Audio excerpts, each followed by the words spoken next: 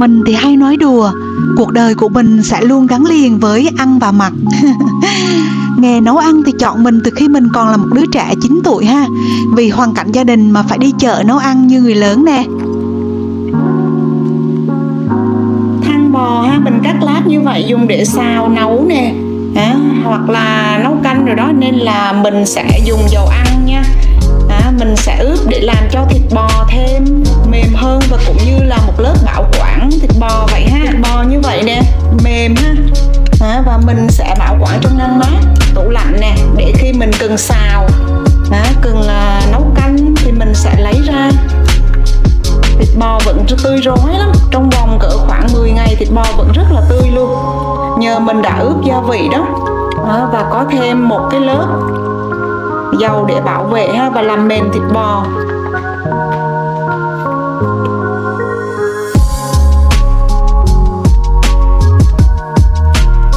Bò mình cũng ướp rồi đó, và mình cũng có mua loại bún tươi để làm bún thịt bò xào Việt Nam Bộ đó.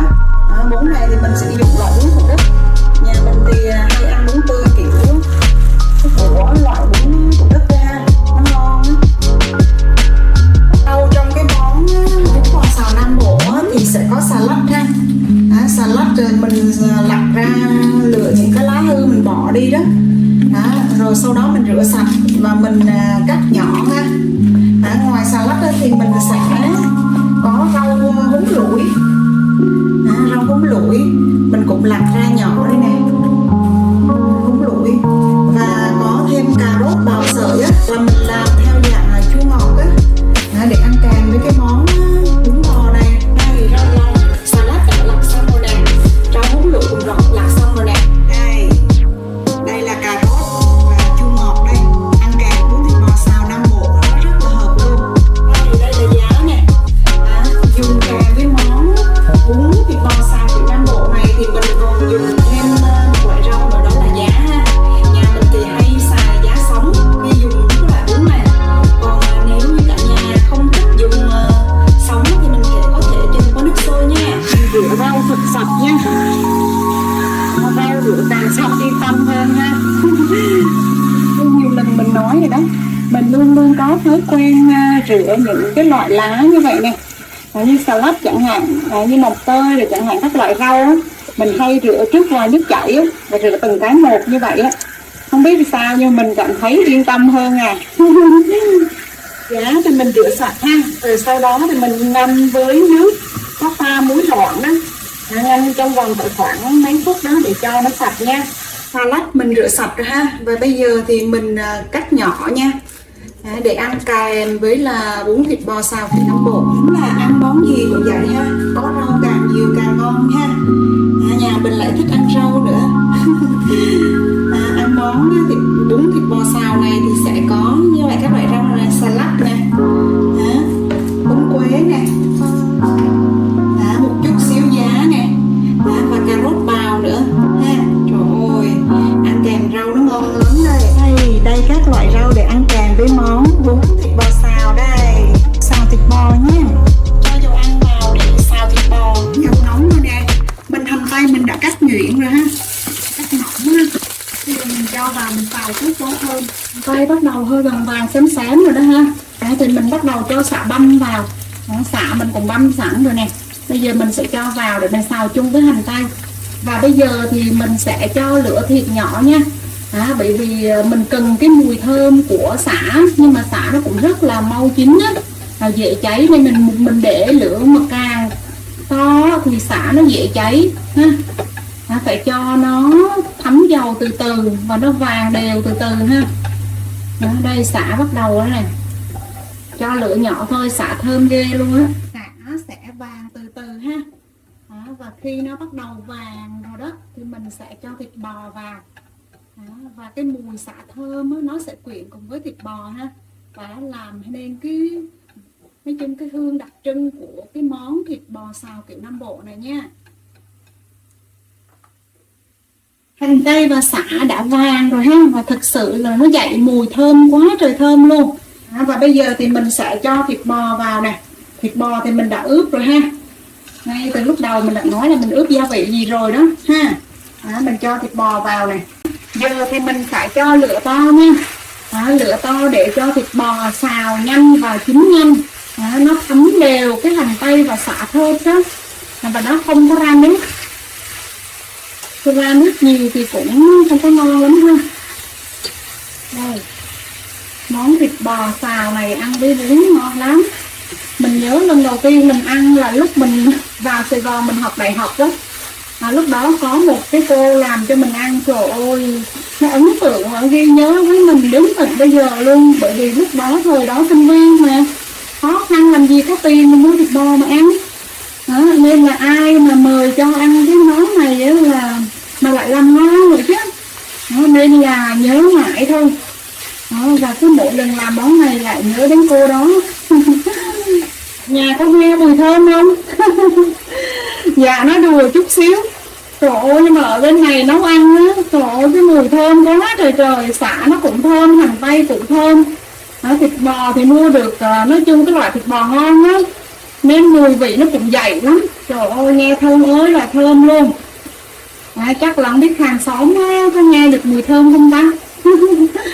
Thơm quá trời luôn. Thịt bò của mình đã chín rồi đó ha.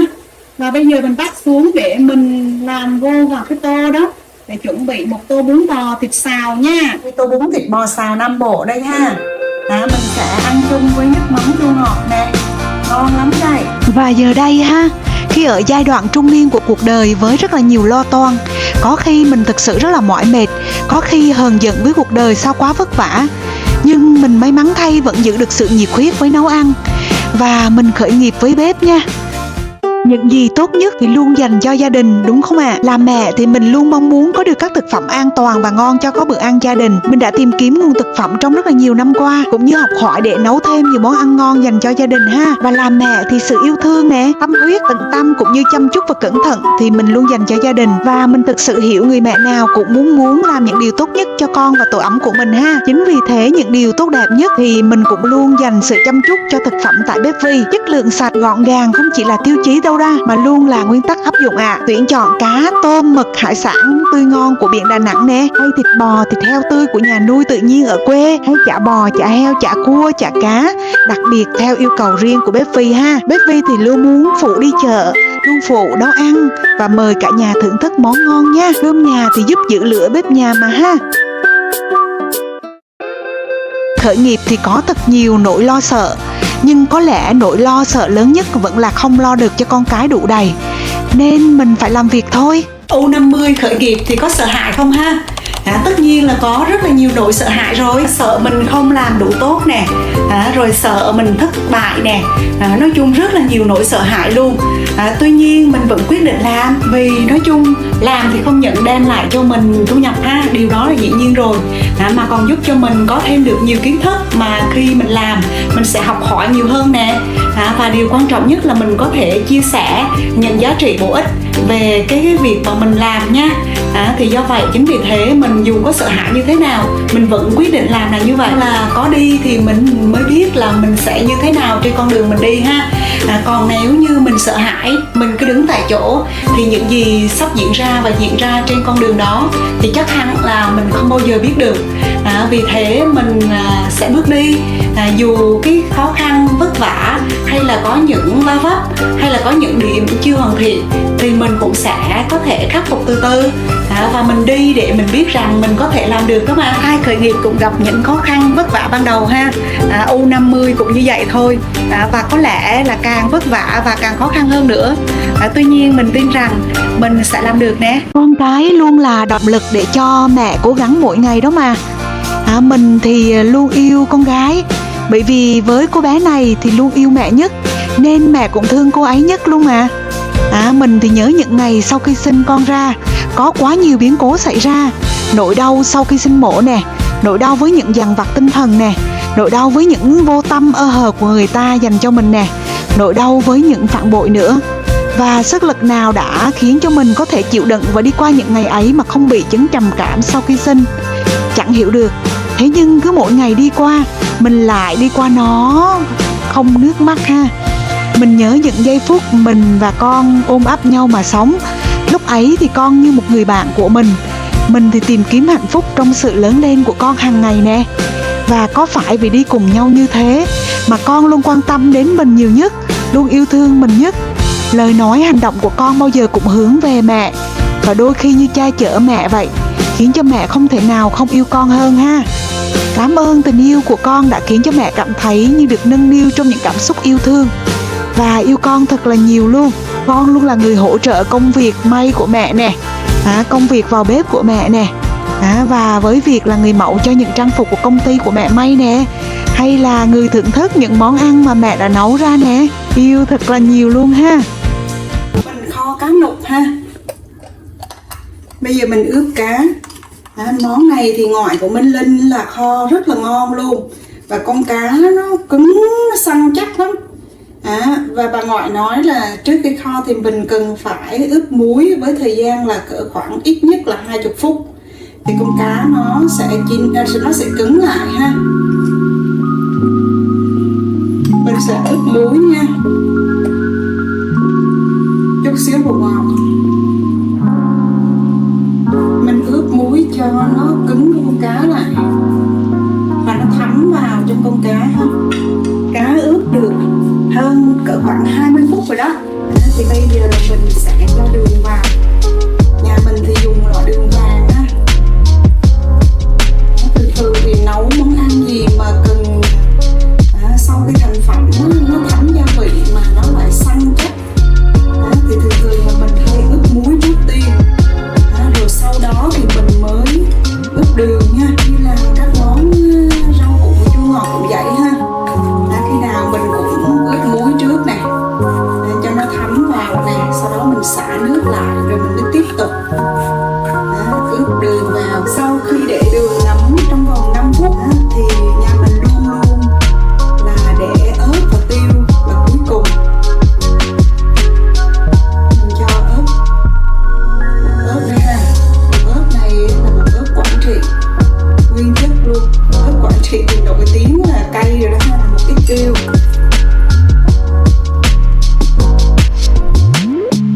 Và sau cùng thì mình cho nước mắm vào. Nước mắm mình cũng dùng loại là đạm cao ha, nguyên chất. Và mình sẽ cho dầu ăn vào để khi kho cá nó sẽ béo hơn ha. Có dầu ăn thì thịt cá nó sẽ béo hơn. Nãy giờ mình để cho cá thấm gia vị cỡ khoảng 15-20 phút rồi ha. Thì bây giờ mình sẽ kho. Mình kho cá nè. Mình để lửa vừa vừa thôi ha. Và kho trong vòng cỡ khoảng là 20 phút. Cá bắt đầu rục ra chín rồi nè. Mùi thơm bốc lên rất là nhiều nha. Thơm lắm á, ngon quá ha. Chứ còn ăn với cơm ngon lắm. Mình phi hành để xào tôm trước ha. Và hôm nay mình sẽ nấu canh rong biển với tôm. Vì rong biển á, nhiều người bảo là sẽ tanh á. Nên là nhà mình có cách mà làm cho không có tanh là bằng cách là mình sẽ xào sơ trước, phi hành lên cho thơm.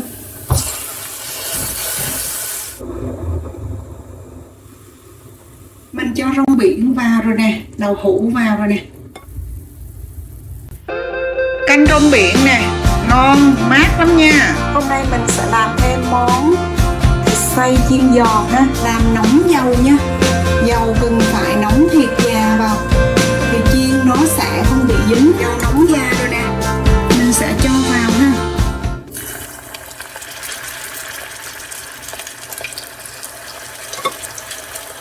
Cái viên thịt này á, thì mình làm từ thịt heo nè, mình xay nhuyễn ra nè, mình ướp gia vị ha. Rồi sau đó mình làm nó cho mình tạo thành cái thanh như vậy nè. Đó, rồi mình mới lăn qua bột chiên xù ha. Và mình chiên lên thôi. Đó, thịt nó viên lại đó. Và bây giờ nó chuẩn bị vàng rồi đó. Mình cũng có thể chuẩn bị lấy ra rồi đó. Mâm cơm của nhà mình hôm nay nè, có canh rong biển nấu chung với đậu hũ với tôm ha. Rồi có thịt viên lại chiên xù nè, thịt heo ha. Đó, và có cá nục kho nè. Đó, và chấm với cái dưa cải chua đó, mình chấm với nước cá kho ha. Mẹ ơi, con ăn gì vậy mẹ? Hôm nay ăn có món con thích đó, thịt heo chiên xù nè. Ba bên hai đâu rồi nè, mời ba bên hai xuống ăn cơm nè.